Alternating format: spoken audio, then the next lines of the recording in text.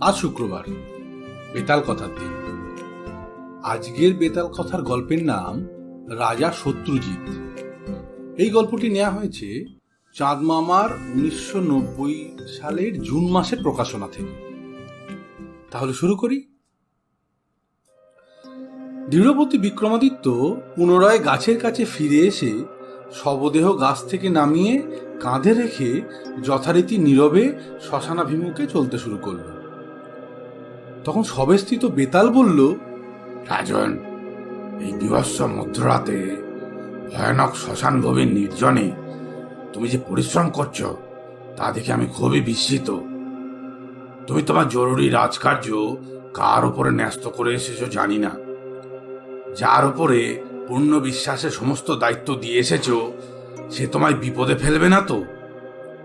তোমার অবর্তমানে নানান দুষ্কর্ম করলে তুমি তাকে উচিত শাস্তি দিতে পারবে তো? কি জানি, বহুকাল পূর্বে এক রাজা ঠিক এই সমস্যায় পড়েছিল। তাকে যে অসুবিধার সম্মুখীন হতে হয়েছিল তোমাকে বলছি। শুনতে শুনতে চললে তোমার পথশ্রম কমবে। বেতাল তার কাহিনী শুরু করে। বিশালপুর রাজ্যের রাজা ছিলেন শত্রুজিৎ। তিনি ছিলেন প্রজাপালক। প্রজাদের মঙ্গল কামনাই ছিল তার একমাত্র কাম্য। রাজ্যের আকাঙ্ক্ষার তুলনায় প্রজাদের উপকার সাধনই ছিল তার একমাত্র আকাঙ্ক্ষা। সুশাসনের জন্য সমগ্র রাজ্যকে একটি প্রদেশে বিভক্ত করে প্রত্যেকটিতে একজন করে প্রতিনিধি শাসক নিয়োগ করলেন। প্রদেশের উন্নতিকল্পে প্রয়োজনীয় ব্যবস্থাদি গ্রহণের জন্য তাদের পূর্ণ স্বাধীনতা দিলেন। প্রয়োজন হলে যে কোনো সময় শাসকগণ এসে রাজা শত্রুজিতের কাছে পরামর্শ গ্রহণ করবে। এমনকি সাধারণ প্রজারাও এই সুযোগ পেয়েছে। কিন্তু শাসকরা প্রথম প্রথম এলেও পরে আসতো না। প্রজারা কোনোদিনই আসেনি। মহারাজ শত্রুজিৎ নিশ্চিত ছিলেন যে রাজশাসনে কোনো সমস্যা নেই, প্রজারাও সুখে আছে। এইভাবে বেশ কয়েক বছর অতিক্রান্ত হলো। একদিন হঠাৎ এক প্রজা এসে উপস্থিত হয়ে রাজাকে প্রণাম করে জানিয়ে বলল, মহারাজ, আপনি সমগ্র রাজ্যকে শতভাগে বিভক্ত করে শত প্রশাসক নিযুক্ত করেছেন সুশাসনের জন্য ও প্রজাদের হিত করার জন্য। তারা আপনার কাছে না এসে সময় মতো কর প্রদান করেছে। আপনি মনে করছেন রাজত্ব আপনার খুব ভালো চলছে, কিন্তু তা মোটেই নয়। প্রজাদের সুখের পরিবর্তে দুঃখ দুর্দশার অন্ত নেই। শাসকেরা প্রত্যেকে আপনার অজ্ঞাতে স্বৈরাচারী রাজার মতো হয়ে উঠেছে। তাদের অত্যাচারের ভয়ে কেউ আপনার কাছে ন্যায় ভিক্ষাও করতে পারে না। ন্যায় বিচার তারা পায় না। শত্রুজিৎ চমকে উঠলেন। তিনি প্রজাটির কাছে সবিস্তারে জানতে চাইলেন। আগন্তুকের নাম মণিমোহন। সে তার নিজের নাম জানিয়ে বলল, আমি যে প্রদেশে বাস করি সে প্রদেশের শাসক কমল সিংহ। প্রচণ্ড অরাজকতার সৃষ্টি হয়েছে সেখানে। বিনা উৎকোচে কোনো কাজ হয় না। কমল সিংহকে মোটা টাকা ঘুষ না দিলে কোনো কাজ হবে না।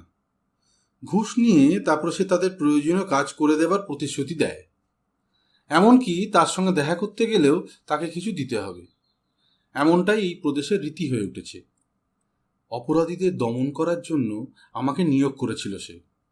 আমি কয়েকজন ঘুষখোর বদমাশকে ধরে আটক করেছিলাম, কিন্তু কমল সিংহ এসে সকলকে মুক্তি করে দিয়ে আমাকেই বকাবকি করে বলল যেন আমি তাদের কোনো রকম বাধাদান না করি। আটক করা তো দূরের কথা, এর ফলে তারাই আমাকে দেখে বিদ্রূপ করে। সমস্ত দেখেও নিষ্ক্রিয় হয়ে বসে থাকা ছাড়া আমার কোনো কাজ ছিল না। তাই সেই চাকরি রক্ষা করা আমার সম্ভব হয়নি। আমি সেই চাকরি ত্যাগ করে চলে এসেছি। তুমি তোমার চাকরিটি ফিরে পেতে চাও? রাজা তাকে জিজ্ঞাসা করলেন। না মহারাজ, চাকুরির বাসনা আর নেই। প্রয়োজন হলে আমি ব্যবসা করব। আমি রাজধানীতেই থাকব। জীবিকা অর্জনের উপায় ঠিক হয়ে যাবে। সকল প্রজার তরফ থেকে আমার নিবেদন, আপনি নিজে গিয়ে দেখে আসুন কিভাবে কমল সিংহ রাজশাসন করছে। আমি এ তথ্য আপনাকে জানাবার জন্যই এখানে উপস্থিত হয়েছি। মণিমোহনের অনুরোধে রাজা পরের দিন এসে পৌঁছলেন ওই প্রদেশে। কমল সিংহ বিপুল সমারোহে রাজা শত্রুজিৎকে সম্বর্ধনা জানিয়ে তার ভবনে নিয়ে এলো। সেবা যত্নের কোনো ত্রুটি রাখল না। শত্রুজিৎ এসব দেখে স্তম্ভিত হয়ে গেলেন। কমল সিংহকে জানালেন যে তিনি কোনো অবসর বিনোদনের জন্য বা ভ্রমণের উদ্দেশ্যে আসেননি, এখানে কিছুদিন থাকবেন এবং তার শাসন ব্যবস্থা সম্বন্ধে বিস্তারিত জানবেন। সুতরাং এত আয়োজনের ব্যবস্থা নিষ্প্রয়োজন, বরং কমল সিংহ যেন প্রদেশে ঘোষণা করে দেয় যে প্রজারা মহারাজের কাছে এসে তাদের সুবিধা অসুবিধার কথা জানাতে পারবে। মহারাজের ইচ্ছানুসারে ঘোষিত হলো সমস্ত প্রদেশ জুড়ে সেই ঘোষণা।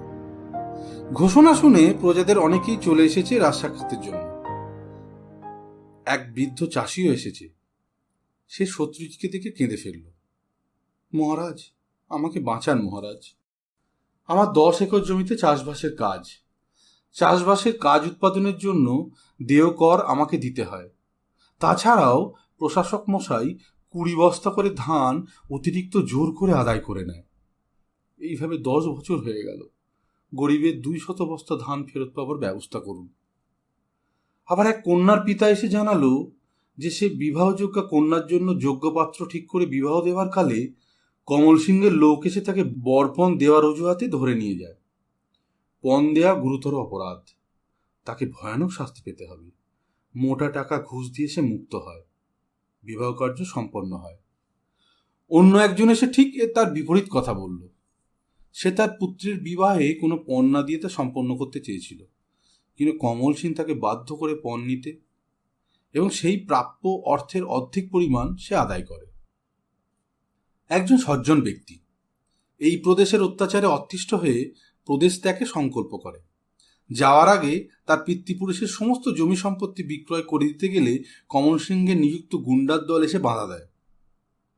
তাকেও শেষ পর্যন্ত প্রাপ্ত মূল্যের অর্ধেক তাদের হাতে সঁপে দিয়ে তবে নিস্তার পেতে হয়েছে। বড় ব্যবসায়ীদের নিয়মিত কমল সিংহকে ঘুষ দিতে হয়। তার যে কোনো বাসনা পূরণের জন্য তাদের তৈরি থাকতে হয়।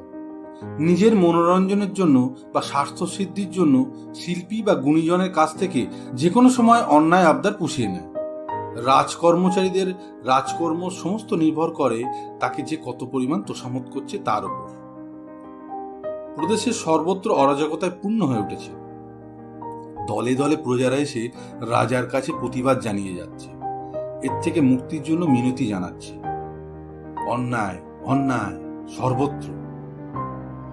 কমল সিংহের অবাধ্য হওয়া চলবে না, করলেই হয় তাকে শাস্তি কিংবা প্রদেশ ছাড়া হতে হবে। তার ইচ্ছাই এখানকার আইন এবং সেই মতো সকলকে করতে হবে। কমল সিংহ প্রদেশ জুড়ে পুষে রেখেছে তার কিছু নিজস্ব লোক। তারা তাদের এলাকার নিজেদের মতো চালিত করছে। তারা নিয়মিত কমল সিংহের কাছে ভেট পাঠিয়ে দেয়। এতেই সব পাকা হয়ে যায়। জনগণের উপর অত্যাচারের কোনো প্রতিবাদ কেউ করে না। কর্তৃপক্ষের কাছে নালিশ জানালে তারা সেই নালিশকে গ্রাহ্য করে না, লিপিবদ্ধ করে না, তার কোনো প্রতিকারও করে না। কমল সিংহ আর তার বাহিনীর ভয়ে প্রদেশ জুড়ে সকলেই ভয়ে সতস্ত্র।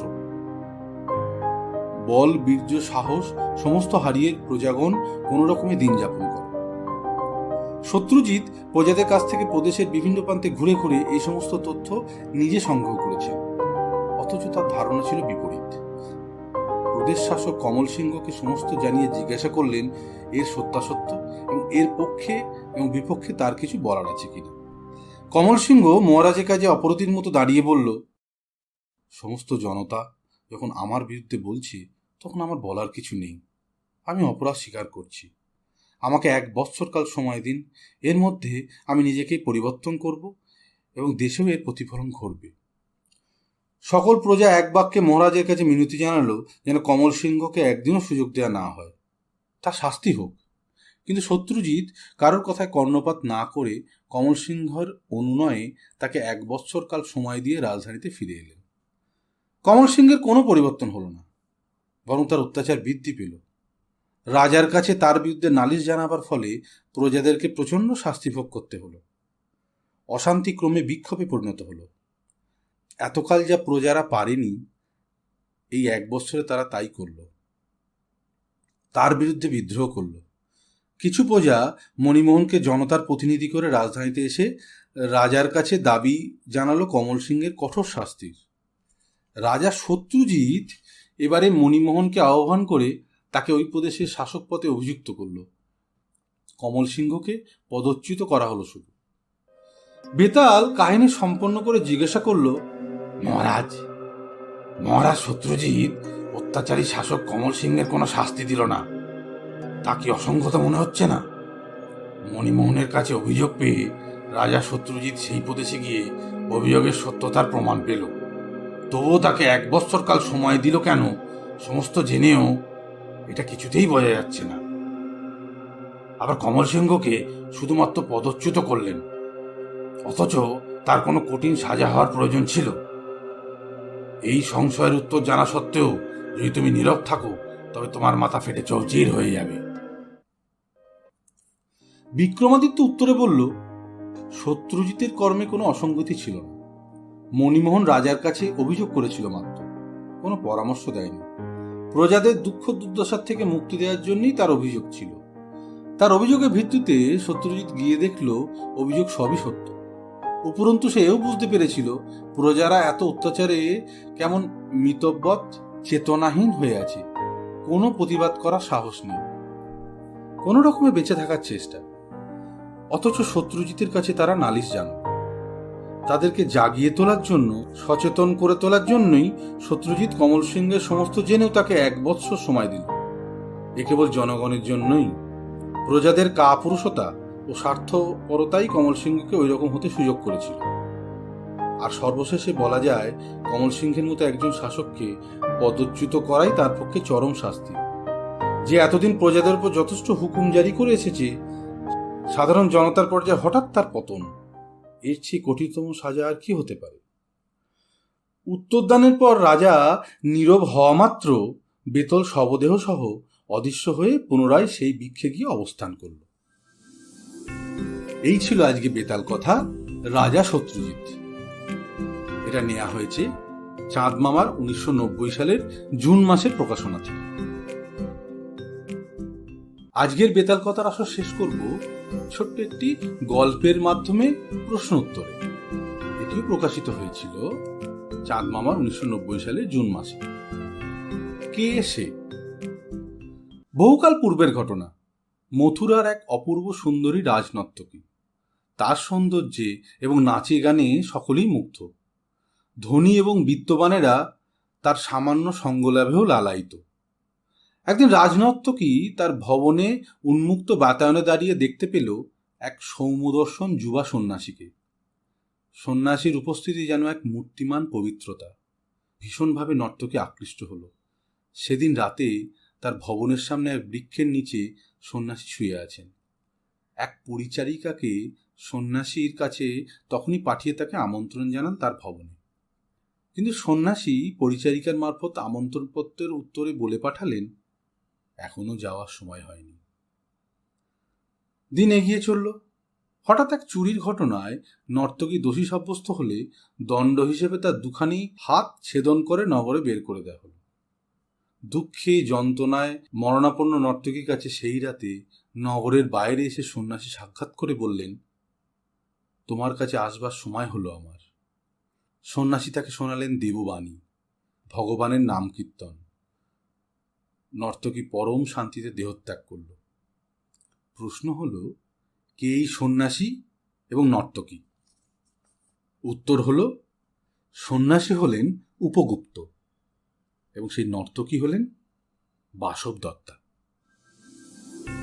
আজ তাহলে এখানেই শেষ করি। প্রতিবারের মতো বলি, তোমাদের কেমন লাগলো অবশ্যই জানাবে। আর তোমরা খুব ভালো থাকবে।